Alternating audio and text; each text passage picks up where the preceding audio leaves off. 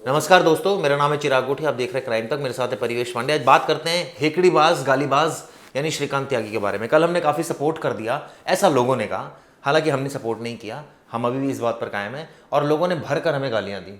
हाँ, ये कहा कि हम जैसे उनके सपोर्टर हैं या बीजेपी के सपोर्टर हैं। या ये तो कहा, उन्होंने पूरा वीडियो नहीं देखा होगा। और ये कहा कि हम लोग बाइज्ड है, मतलब हम कोई सरकार का यहाँ एजेंडा सेट कर रहे हैं या श्रीकांत को बचाने के लिए हम कुछ काम कर रहे हैं।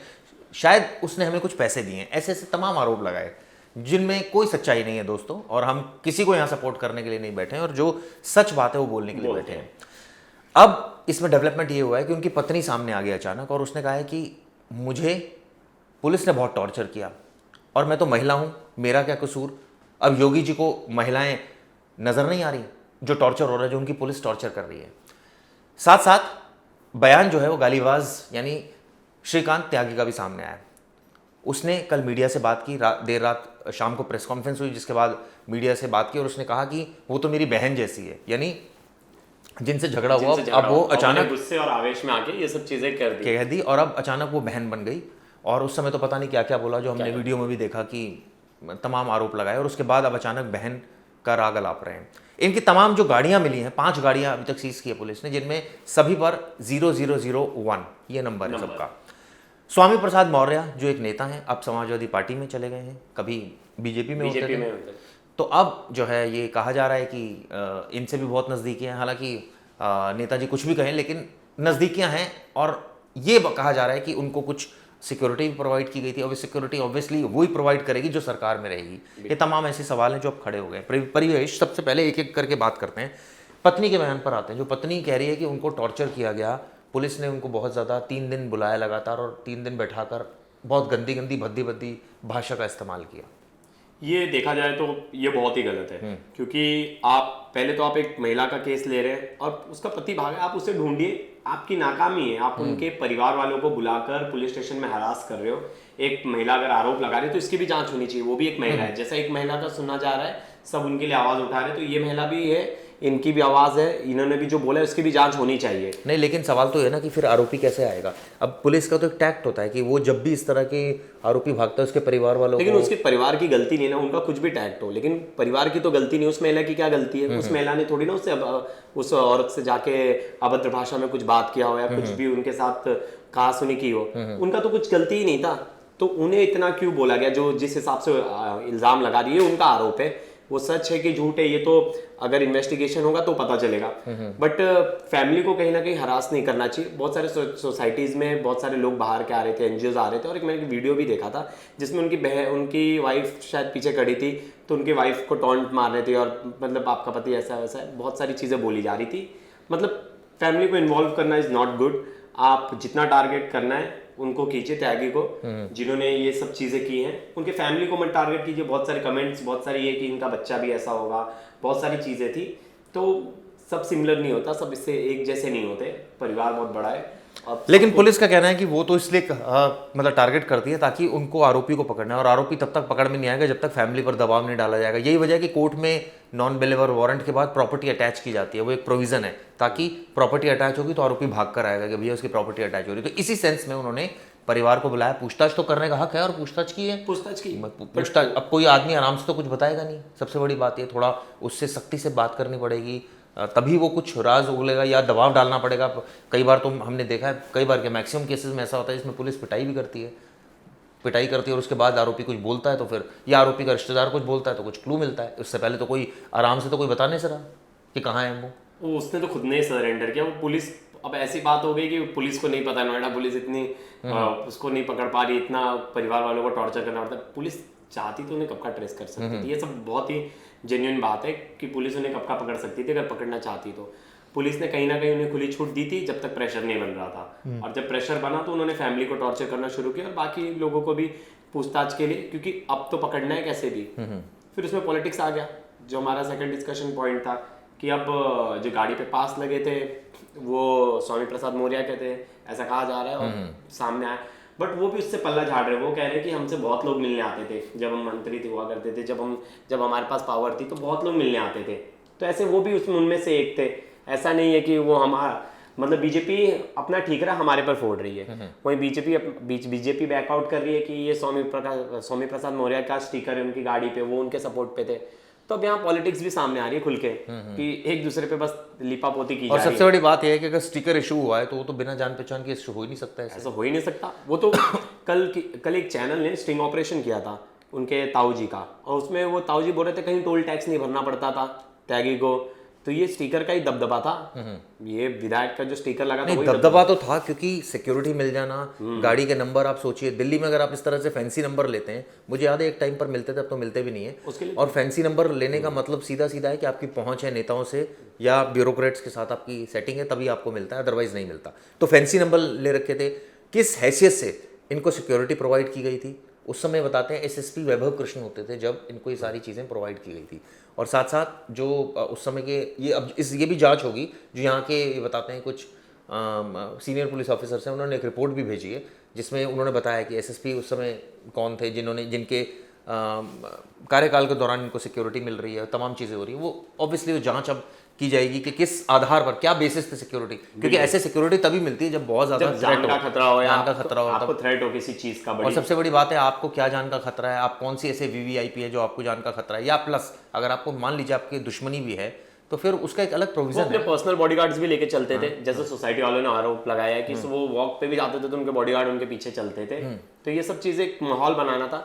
मैं एक इंटरव्यू देख रहा था, हमारे जो कलीग्स यूपी तक वाले, उनका एक इंटरव्यू था, हमारे रिपोर्टर कर रहे थे, तो उसमें वो सोसाइटी की महिलाएं बता रही थी कि जिम में जाते थे तो एक दहशत सा होता था, लोग थोड़ा दूर हो जाते थे, क्योंकि आप कहीं भी जाओगे और बॉडीगार्ड्स लेके चलोगे तो आप एक सेंटर ऑफ अट्रैक्शन बन जाते हो, लोग आपसे डर जाते कि कोई वीवीआईपी है, वीवीआईपी है, और पता नहीं कौन से वीवीआईपी है, ना एमएलए ना एमपी है ना विधान परिषद है, कुछ भी नहीं है। देखिए उनको जब लेके जाया जा रहा था कोर्ट, उनकी हेकड़ी अभी भी कम नहीं हुई है। मैं तो उनको कह सकता हूँ, नाम दे सकता हूँ हेकड़ी बात। उनका जो बॉडी लैंग्वेज था वो अभी भी वैसे ही है, कहीं उसमें ऐसा लग नहीं रहा है कि वो गिल्टी फील कर रहे हैं, कुछ भी ऐसा नहीं लग रहा है। प्रेस कॉन्फ्रेंस में वो खड़े थे, जो वीडियो वायरल हो रही है उसमें उन्हें बोला गया कि 1 मिनट मास्क हटाना, फोटोज क्लिक करने थे, मीडिया को शॉर्ट्स बनाने थे, लेकिन उन्होंने उस टाइम नहीं हटाया। नहीं, लेकिन उस समय किसी ने बोला है बात है, चाहे पता नहीं पुलिस अधिकारियों ने कि वो उनकी सहमति, प्रोटोकॉल है, वो उनको लगाना चाहे ना, लेकिन तो भी पुलिस कहीं ना कहीं देखिए सेटिंग थी। पुलिस ऑफिसर ने जो बैठे उन्होंने बोला कि अब पता नहीं क्या बोला, वो सुनाई नहीं दिया। मैंने सुना मैंने, उन्होंने माइक से थोड़ी आवाज आई थी, उन्होंने बोला कि 1 मिनट के लिए हटा दो, उन्होंने ऐसा बोला, फिर उन्होंने हटाया, फिर लोग मीडिया ने फोटो ली, फिर उन्होंने वापस लगा दिया। तो कहीं ना कहीं ये जानने ना जानने की बातें हैं, मानने और ना मानने की बात है, कहीं ना कहीं तो सेटिंग है। नहीं, लेकिन एक चीज़ और भी है, अगर इस केस की बात करें, ग्रेविटी की बात करें ऑफेंस की, तो ग्रेविटी तो कोई बहुत ज़्यादा है नहीं इस केस की। कहने का मतलब ये है कि कोई मर्डर थोड़ी कर दिया श्रीकांत त्यागी ने, एक महिला से बदसलूकी की है, और उसके लिए इतना बड़ा प्रेस कॉन्फ्रेंस किया गया, एकदम प्रोड्यूस किया गया कि सब प्रेशर है। मीडिया, पुलिस को भी अपने नंबर बनाने थे लोगों के सामने, तो उन्होंने उसको अच्छे से हाईलाइट किया कि चलो अब ये चीज़ हाईलाइट हो रही है तो हम इसे और अच्छे से हाईलाइट करते हैं। कहने का मतलब है, इसको अगर इस सेंस में कहा जाए कि चिंदी चोर टाइप ही है, तो इसमें कोई दो राय नहीं है, कोई दो राय नहीं है। ये अलग बात है कि शुरुआत में, हालांकि मैं पढ़ रहा था एक जगह 307 का मुकदमा इसके ऊपर है, 308 का भी है, जिसमें इसने एक बार तो किसी के गोली भी चलाई है, ऐसा भी आरोप है। और एक आरोप लगा अपने बिल्डिंग में, सोसाइटी में किसी की साइकिल जला दी थी। मतलब ये सब चीजें तो बहुत, इनके ऊपर ऐसे छोटे मोटे झगड़े के तो बहुत सारे आरोप लगे कि जो ये सोसाइटी में करते आते थे। तो ये तो कहीं ना कहीं वही उनकी जो पुरानी दबंगई चल रही थी उसका पूरा जो एक साथ। लेकिन एक चीज़ और परिवेश इसमें बोली गई है, जो आरोपी की तरफ से बोली गई है कि मुझे पॉलिटिकल साजिश के तहत फंसाया गया है, मेरे को टारगेट किया गया, और वो सीधा आरोप वहाँ के जो मेंबर ऑफ पार्लियामेंट है महेश शर्मा, उन पर लगाया गया फैमिली की तरफ से कि ये मेरे पॉलिटिकल मुझे किल करना चाहते हैं। तो क्या श्रीकांत त्यागी इतने बड़े नेता हो गए हैं कि मेंबर ऑफ पार्लियामेंट को उनसे डर होगा? सच बताऊंगा, मैंने तो उनको पहली बार, मैं खुद यहाँ रह रहा हूँ तो मैंने खुद उनको पहली बार देखा ये न्यूज़ के बाद में। इतने बड़े नेता थे, हमें भी नहीं पता था कि कितने बड़े नेता थे, होंगे अपने मोहल्ले के बड़े नेता। भाई नेता के लिए या तो आप विधान परिषद के सदस्य होने चाहिए थे, या एमएलए होते या एमपी होते तो पता लगता, आपको कोई पार्टी का बड़ा पद दिया हुआ था। ऐसा तो कोई पद भी नहीं था, और ना कोई ये बस पैसों का पद था। मतलब पैसों का सब कुछ खेला था कि इनके पास अच्छे खासे पैसे थे तो इनको अच्छा खासा पॉलिटिकल सपोर्ट था। क्योंकि देखिए आपके पास पैसा है तो आप पॉलिटिकल पार्टीज को सपोर्ट कर पाते हो, उनकी रैलीज होती है उसमें खर्चा कर पाते हो, बहुत सारी चीजें।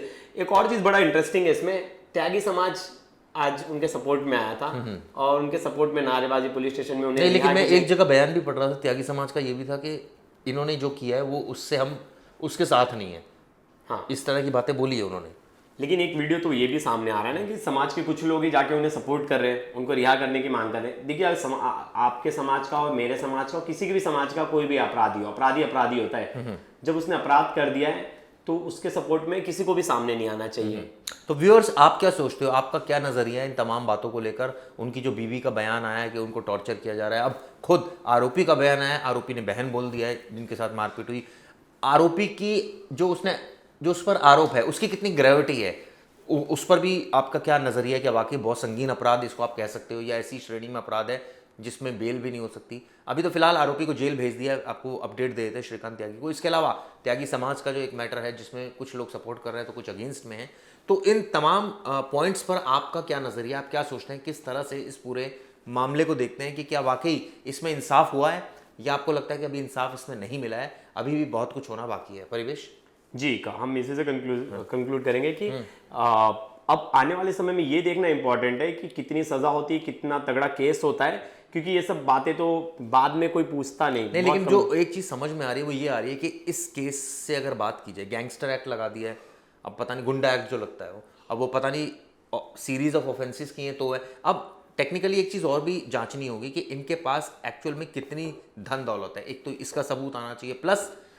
इनके खिलाफ एक्चुअल में ऑन पेपर कितने मुकदमे हैं, क्योंकि ऐसे बोलने से तो कुछ नहीं होगा कि यहाँ 2 मुकदमे, ऑन पेपर कितने मुकदमे, और उन मुकदमों में क्या एग्जैक्टली हुआ है, क्या इसमें अभी तक पुलिस पर है या जेल में है? अभी तक पुलिस चुप क्यों बैठी थी? अगर मतलब आपके पास इतने एक्ट थे, मतलब आपने तो ऐसे कई लोगों को छोड़ा होगा। ये एक एग्जांपल है, चलो मीडिया ने हाईलाइट कर दिया तो आप इनकी बहुत सारी चीजें ढूंढ के निकाल रहे हो। पुलिस को ऐसे बहुत सारे लोग जिनके ऊपर बहुत सारे केसेस है, सब पे ढूंढ के एक एक करके सब पे लगाइए एक्ट।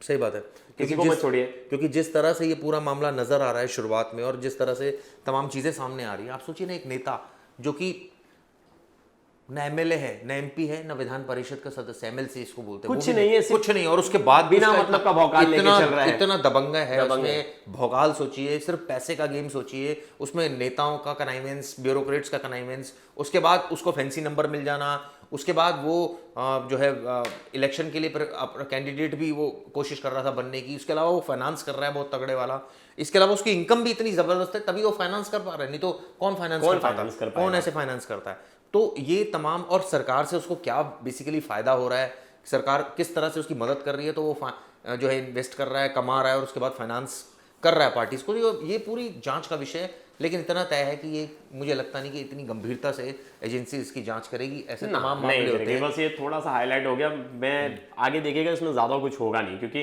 पुलिस का काम है धीरे धीरे कैसे केसेस को दबाने हैं। क्योंकि देखिए कहीं ना कहीं जो भी पॉलिटिकल सपोर्ट था उसको वो अभी हेल्प नहीं करेंगे, बोलेंगे ठीक है थोड़ा मामला ठंडा हो जाने दो, फिर हम बाद में तुम्हें निकालते हैं इन सब चीजों से। और ऐसे बहुत सारे केसेस होते हैं और बाद में पता चलता है कि कुछ नहीं, टाइम फेस। तो ये एप्रीहेंशन होती है, इसलिए हम ऐसी बात बोल रहे हैं। हम ये नहीं कह रहे इस केस में ऐसा होगा, इस केस में ऐसा होगा हम नहीं बोल रहे, लेकिन चांसेस ऐसे होते हैं, जो बड़े लोग होते हैं जिनकी पहुंच अच्छी खासी होती है, वो अच्छा खासा पैसा खर्चा कर देते हैं अपने एक केसेस पे। सही बात है।